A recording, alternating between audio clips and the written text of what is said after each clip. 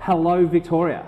Hi, Phil. We are searching for dark matter. Absolutely, yes. Yeah.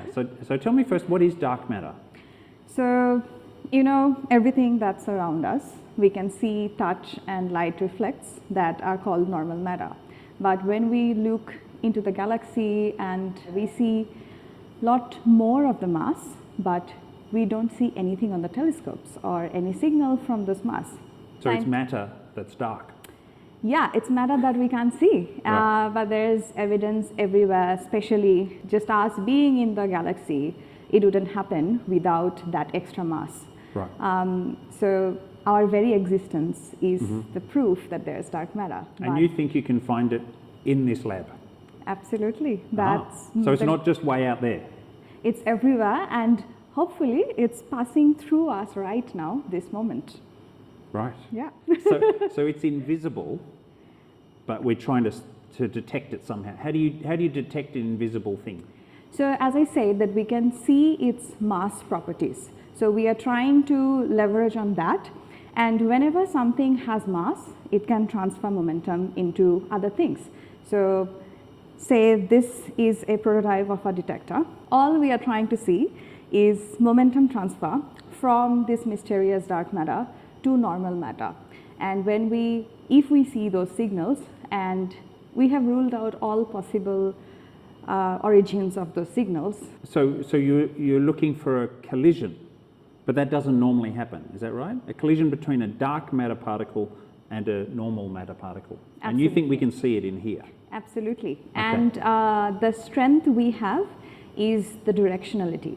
So our TPC, time projection chamber, has the ability to reconstruct the signal in 3D. So not only we would know the place that the collision happened, but also the particle from which direction it came from. And that's a very crucial information, because dark matter is everywhere. And as with the galaxy we are moving through it, there is a dark matter wind. So if we can get the direction of the origin of the particle and it aligns with dark matter, that gives us confidence that it's dark matter that we see. Okay. So I am part of the Cygnus-Oz collaboration, which is the Australian part of the Cygnus consortium.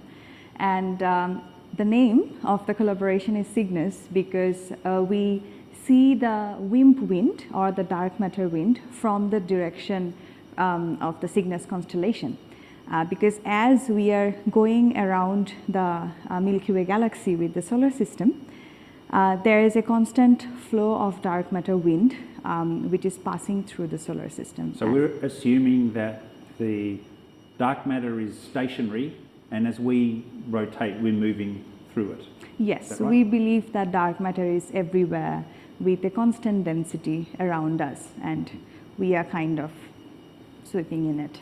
Right. We have collaboration in UK, USA, Italy and Japan, and all of us, we are developing gas time projection chambers, or gas TPCs, and all of us separately developing this technology. And in the end, the future goal is to come together, and all these member Cygnus collaborators would go underground, detect a bigger detector, and then in the end we would have a accumulatively bigger volume of detector. Do you get seasonal variations as well as the Earth rotates and different parts around the sun? So the modulation is very less, and because we can get the angular direction from the Cygnus constellation, as long as we know where in the sky Cygnus constellation is, we can identify the variations more easily. Right. And so you do that using the date and time, or do you have to go out and look with a telescope? Date and time. Luckily, the previous astronomers has done the work for us, so we know where the Cygnus constellation sits. So it's kind of reconstructing a crime scene. There's been a collision, and you want to see where the particle came from. Yes. That hit the poor innocent piece of normal matter. Absolutely. So how often does this happen, that dark matter collides with normal matter? It's very rare. So just to give perspective, we would have to look for dark matter for at least 10 years to have enough statistics to say that we have seen an excess signal. So it's very rare, like the interaction rate is 10 to the power minus 47 to 40. So it's very rare. to the minus 47. Yeah. Wow, okay. You're ambitious looking for that. Yeah. So, and you have to go underground to do that. Why is that? That is because if right now I turn this detector on, it would be flooded with signals, because even in this air, there's collisions happening all the time. And we don't want all the collisions that happening with normal matter. We want the rare interaction between dark matter and normal matter. And to do that, we have to cancel out all the possible signals from normal matter and radioactivity. Even I myself, I am radioactive to my detector.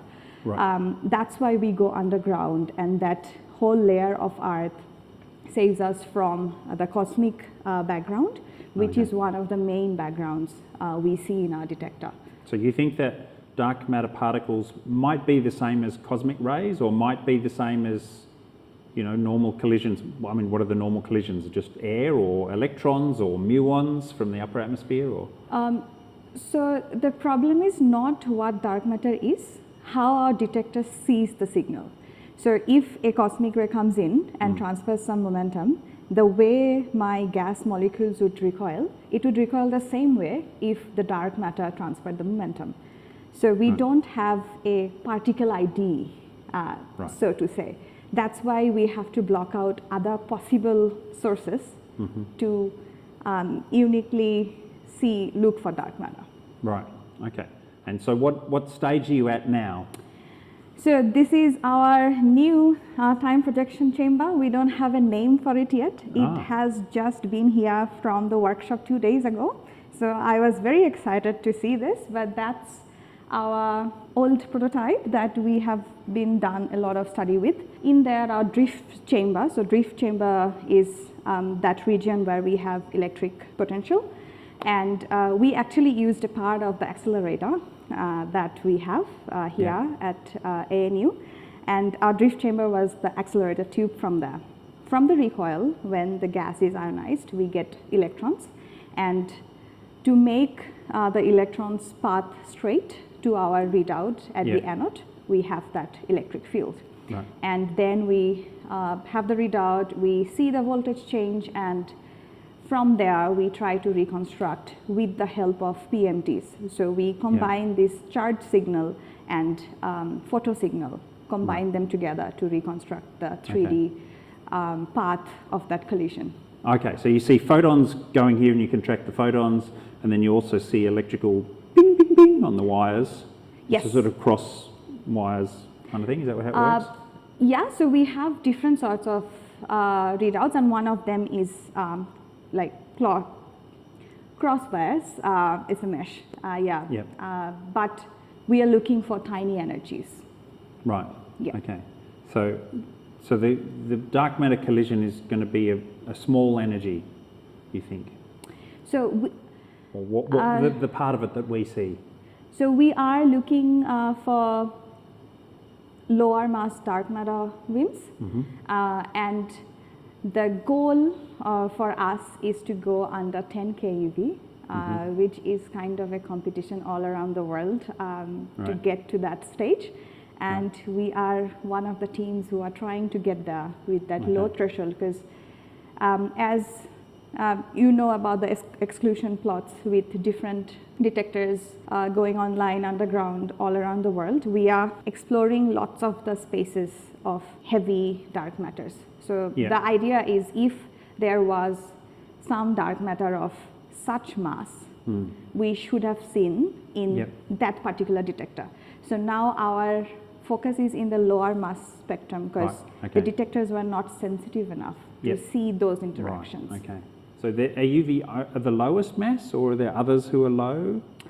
There are even more lighter particle hunters, like axions, but that's like very, very sub MeV. Like we are not targeting for that. Axions is a different set of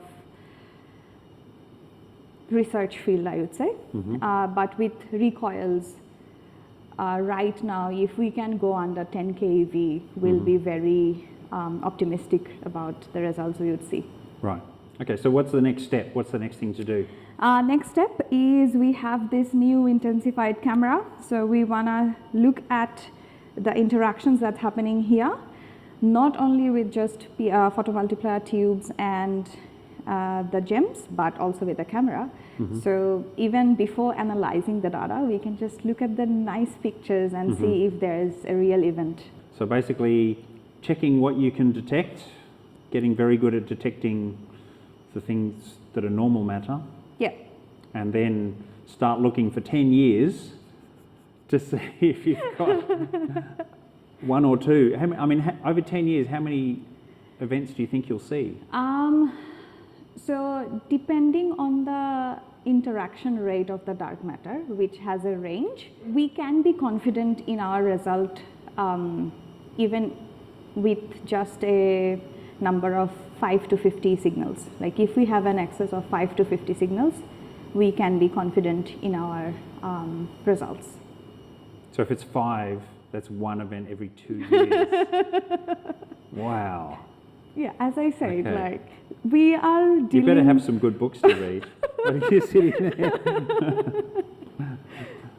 Yeah, but another interesting thing is it's not just this one particular thing. We can do even more science with this. Like the technologies we are developing to look for dark matter, we can use it for neutrons or do even some soil science. So the way the soil gives out some radiations depends on how much soil water is there, and from there you can do some agriculture.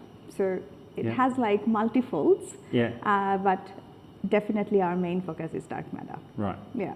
So if you did find dark matter, how would you feel? Top of the world. How do you feel about being part of this project? Like it's an amazing experience to just be a part of it, where we are sometimes seeing at things that no one else did see before, and knowing about gas interactions and developing these new technologies and talking to so many other people who are as puzzled as we are about dark matter, and yeah, it's amazing. Excellent. I'll let you get on with it. Thank you. Thank you.